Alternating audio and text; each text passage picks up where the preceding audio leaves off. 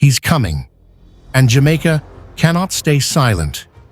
United States Secretary of State Marco Rubio is headed to Jamaica, and this visit, whether by design or destiny, is more than just another diplomatic handshake.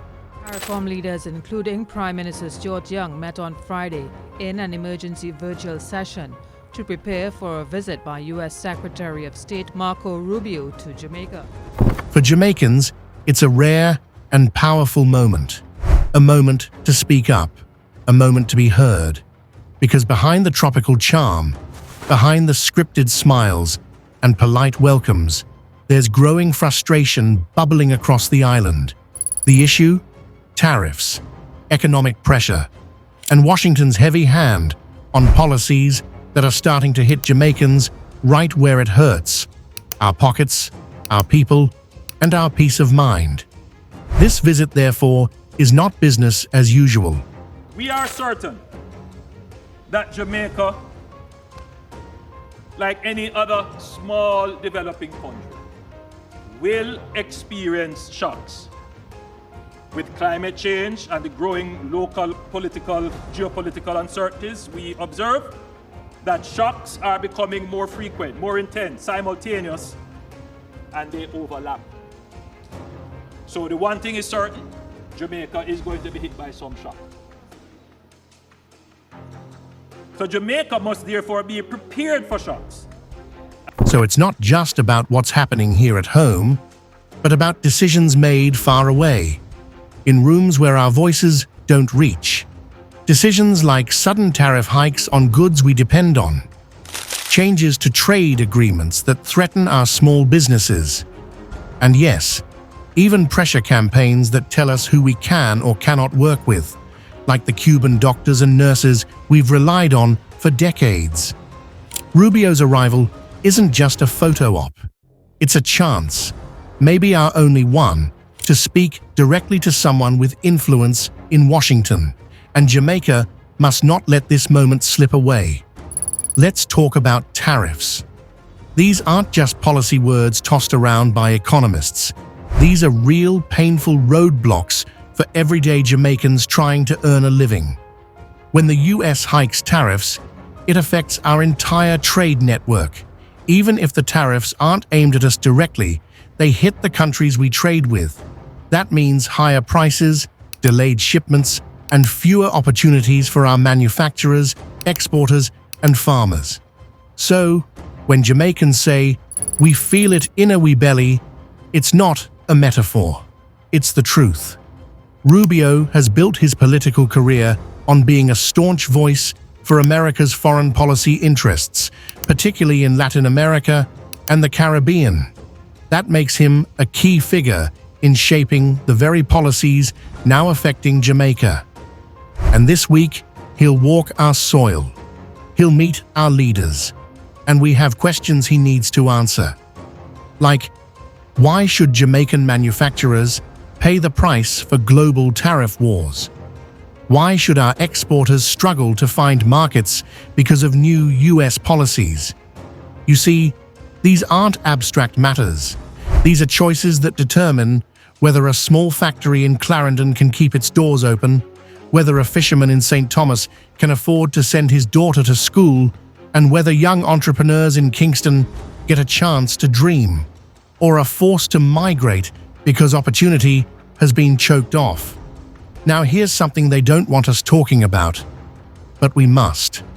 The US is also putting pressure on Caribbean countries to cut ties with Cuba's international medical program. The claim that these Cuban doctors and nurses are victims of forced labor.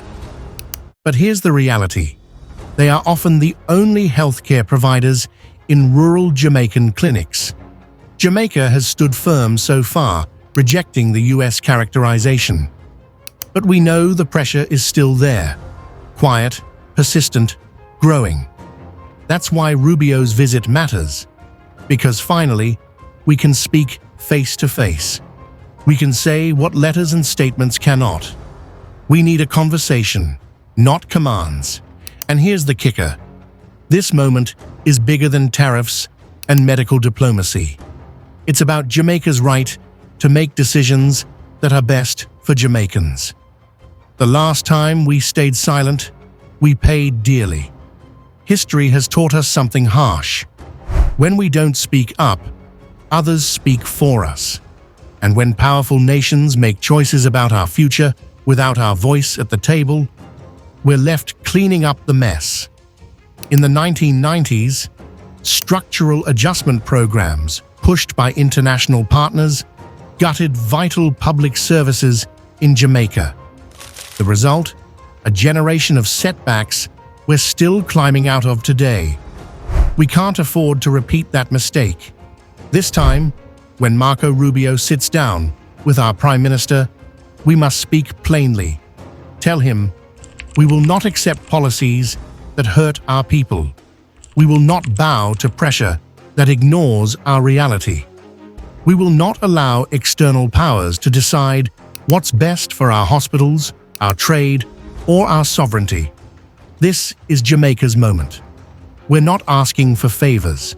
We're asking for fairness, respect, a true partnership, one where our concerns carry weight, not just our natural beauty or our votes in the UN. So, here's what we must demand. 1. A clear commitment on trade equity. We need assurance that US tariff policies will not block Jamaica's access to regional and international markets. Our economy is too small to absorb global shocks alone. 2. Respect for healthcare partnerships. Jamaica has the sovereign right to choose who helps care for its people. If we decide Cuban doctors are valuable, then that decision must be respected. We don't interfere in US hiring policies. We expect the same courtesy. 3rd, economic inclusion in US Caribbean strategies. Too often, development initiatives leave Jamaica behind or treat us as afterthoughts. We want real investment, real collaboration, and real benefits for our youth, our workers, and our communities. 4th, a regional dialogue on future partnerships. Rubio's visit should not be the end. It should be the beginning of ongoing dialogue with Caribbean nations on shared concerns and sustainable development. This is not just another meeting with a US top government official. This is not just another visit. This is Jamaica's time to step into the room, not with deference, but with dignity. When Marco Rubio lands, he must know we have questions, we have expectations, and we have a voice that will no longer be quiet. Because Jamaica is not a backyard. We are not a satellite. We are a sovereign nation. And we are ready to speak the truth, firmly, respectfully, and fearlessly. If you believe Jamaica should speak up, share this video now. Let our voices rise. Let Marco Rubio hear us before he even steps off the plane. And don't forget to subscribe to Impacting Jamaica for more bold, truthful conversations like this one.